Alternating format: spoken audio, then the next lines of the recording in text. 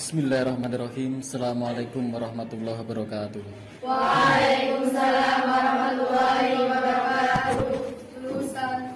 Satu nusa, satu bangsa, kita bela bersama. Ini semuanya hadir ya, dari jumlah ini pelajaran adalah akidah, akhlak, tasawuf. Kemarin kita telah mempelajari tasawuf amali. Nah, hari ini kita akan pelajari tasawuf falsafi. Coba siapa di antara kalian yang ingin mendapatkan cinta sejati? Kita semuanya ingin mendapatkan cinta sejati, ingin merdeka, ingin bahagia yang sejati pula. Loh, namanya ada kebahagiaan yang semu. Ada ya? Contohnya mungkin bahagia di awal tapi akhirnya sengsara. Kemarin kita telah membahas tasawuf amali, sekarang falsafi. Kalau kemarin kan tasawuf amali adalah cara mendekatkan diri kepada Allah. Yang kedua, intuitif dan terminologis. Kemarin dalam tasawuf amali, ciri khas yang tampak di luar menekankan praktek. Kalau falsafi terbalik, lebih menekankan teori daripada prakteknya.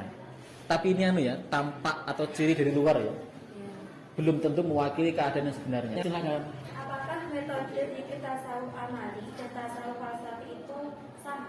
Metodenya sama, yaitu apa? Riyadhah, tafakur, tazkiyatun nufus, dan zikrullah. Sama, hanya pada tasawuf falsafi tidak begitu kentara karena tertutupi oleh kesan syaker, mabuk spiritual yang dialami oleh tokoh sufi falsafi. Setiap hari kita menjalin hubungan dengan Allah, walaupun apa yang dialami tokoh tasawuf amali dan falsafi itu juga merupakan buah dari hubungannya dengan Allah. Sama kan? Bedanya ibadah bukan lagi kewajiban tapi sebuah kebutuhan. Nah, alasan atau motif kita untuk apa? Mempelajari tasawuf falsafi. Yang pertama berkaitan dengan definisi, kemudian apa? Tokoh-tokohnya, ajarannya, dan contoh-contoh ajaran tasawuf amali dan falsafi. Kemudian cakupan materi, yaitu bahwa nanti untuk tasawuf falsafi yang akan kita pelajari. Kemudian langkah pembelajaran kita nanti adalah pagi, siang, sore, malam. Bukunya yang rapi, bukunya yang rapi pula.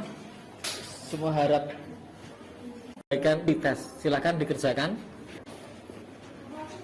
Silakan kalian membaca materinya, kemudian mengisi lembar kerja yang ada, lalu silakan sharing dengan teman sebangku. Sharing apa? Pertama, apa yang perlu ditanyakan yang nanti akan kita bawa dalam forum diskusi, sekaligus komentar. Dan kamu sekaligus membuat hipotesis ya, jawaban sementara ya. Jangan nanti kita uji di diskusi nanti. Silakan saya beri waktu sekitar 10 menit untuk membaca materi. Tadi kan saya sudah membaca tentang tasawuf falsafi. Silakan. Dahuluan. Gini ya. Jadi materi kita hari ini adalah apa? Tasawuf falsafi. Apa itu pengertian tasawuf falsafi? Coba dibaca. Ya. Kira-kira sama nggak dengan pengertian tasawuf amali? Memang sekilas beda, tapi sebetulnya hampir sama. Tasawuf falsafi ini kan apa? Melihat dari ciri khas yang tampak dari luar, tapi hakikatnya sama, yaitu bagaimana mendekatkan diri kepada Allah melalui, ini bedanya. Kalau tasawuf amali melalui zikir dan wirid, kalau falsafi apa? Kalau tasawuf amali lebih menekankan amal atau prosesnya, tidak pada pengalaman puncak spiritualnya. Tapi kalau falsafi, tokoh-tokohnya pada aspek atau kondisi mabuknya dalam tanda kutip ya. Dan para penganut. Jadi kelompoknya sama dengan kemarin ya. Ada 4 kelompok A, B, C, D. Tasawuf falsafi, silahkan dengan anggota kelompoknya merumuskan atau identifikasi masalah sekaligus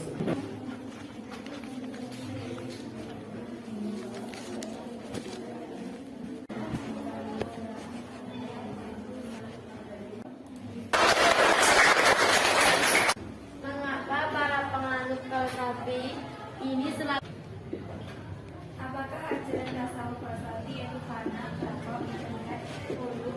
Jadi ada 4 pertanyaan ya. Yang pertama tadi, mengapa tokoh tasawuf falsafi mengungkapkan dengan simbol, dan tasawuf falsafi itu menyamarkan ajarannya dengan simbol-simbol dan terminologi tertentu, gitu ya? Kemudian yang kedua, coba ulangi. Ada tokoh tasawuf falsafi di Indonesia. Kemudian yang keempat, tadi apa? Oh ya, silakan belakang. Sebelumnya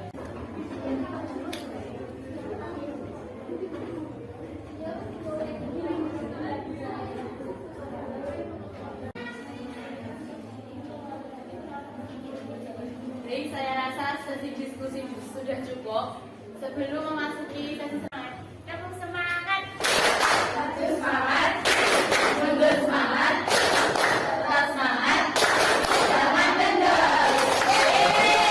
Ya, terima kasih.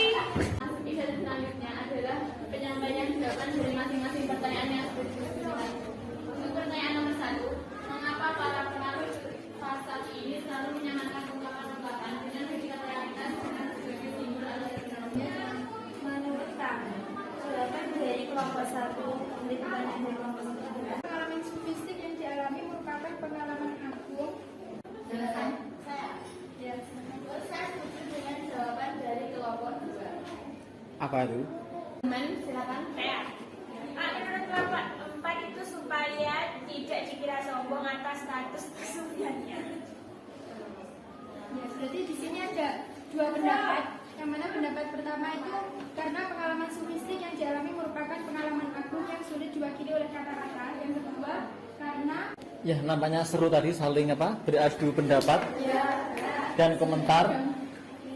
Saya salut sekali ya untuk diskusi kesempatan pagi hari ini. Kenapa tokoh tasawuf 2 pemuda-pemudi yang saling jatuh cinta yang sangat teramat? Pertanyaannya, mungkin nggak apa yang dirasakannya itu bisa terwakili oleh bahasa secara keseluruhan? Saya tidak akan mampu mewakili perasaannya. Makanya apa? Karena kata-kata nggak mampu mewakili, akhirnya menggunakan simbol dan terasa sulit Ada kelompok yang menyatakan kelompok 3 dan 4. itu lagi untuk yang sesi kedua ini. Falsafi ada pengaruh unsur dari luar Islam gitu kan? Jadi jawabannya tidak, karena tasawuf falsafi dan juga tasawuf amal itu sama-sama sesuai dengan ajaran Islam yang murni. Terima kasih untuk yang memimpin jalannya. Alhamdulillah, terima kasih atas semuanya partisipasinya ya. Semoga semangat ini terus terjaga. Ini ada pertanyaan dari saya. Coba ini pertanyaan. Agar puncak pengalaman dunia sufi setinggi itu tidak didahirkan. Biarlah itu menjadi rahasia agung antara dirinya dan Tuhannya. Karena jika memaksa diri untuk mengungkapkan pasti akan jatuh terhadap fitnah yang membuat ulama syariat bisa saja menghalalkan jalannya. Hal ini karena fenomena rohaninya jauh lebih luas dan lebih kompleks dari bahasa. Maka semua ulama sufi lebih memilih merahasiakan. Pertanyaannya, ini ya, tentukan perbedaan ekspresi antara ulama tasawuf amali dan tasawuf ulama tasawuf falsafi. Mau mencoba? Ya, silakan kamu. Kualitasnya dan hanya menceritakan prosesnya. Kalau ulama tasawuf falsafi mengungkapkan puncak spiritualitas dengan terminologi filosofis. Ya, 2 pertanyaan sudah jawab. Terima kasih semuanya. Setelah membahas materi pada pagi hari ini ya, apresiasi yang sangat tinggi kepada kamu yang betul-betul bersemangat mengikuti materi dan bersemangat berpendapat, berkomentar dan seterusnya. Terus dijaga ya. Ya.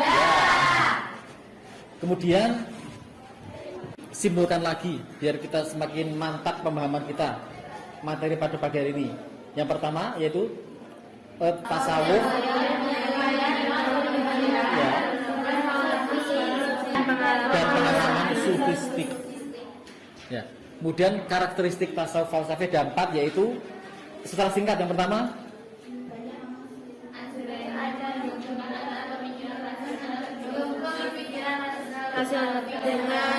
ya betul. Yang kedua ya alhamdulillah ya kita tahu. Silakan dijawab dengan singkat dan cepat, dengan singkat dan tegas. Saya beri waktu sekitar 10 menit ya. Sudah ya, silakan dikumpulkan untuk tadi tesnya. Ya. Apakah kalian bisa mengikuti dengan lancar? Bisa memahami? Menerapkan dalam kehidupan sehari-hari.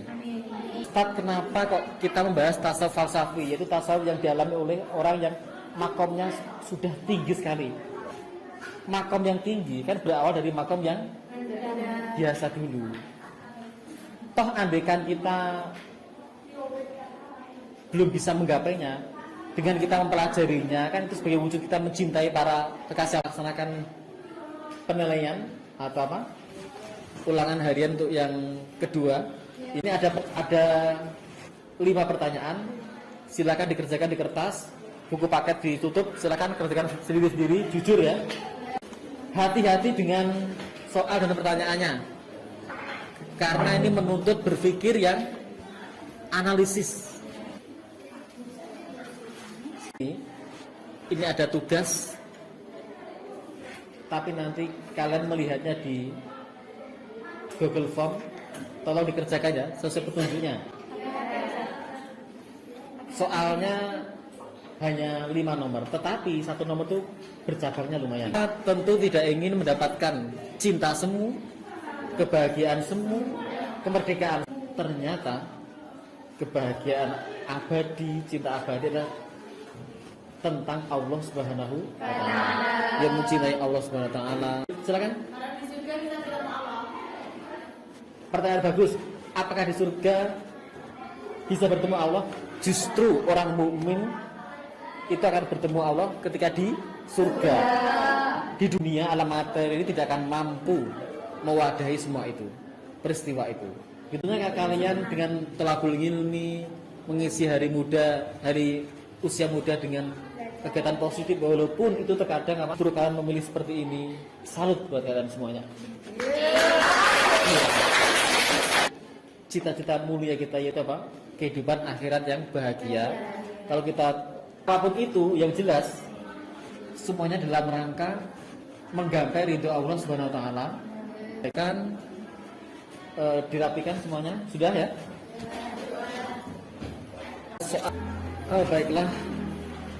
Jangan lupa untuk terus semangat belajarnya, menjaga kesehatan, dan jangan lupa bahagia. Betul? Baiklah, kita akhiri pelajaran pada hari ini dengan bacaan hamdalah. Alhamdulillahirabbil alamin. Akhiran, assalamualaikum warahmatullahi wabarakatuh.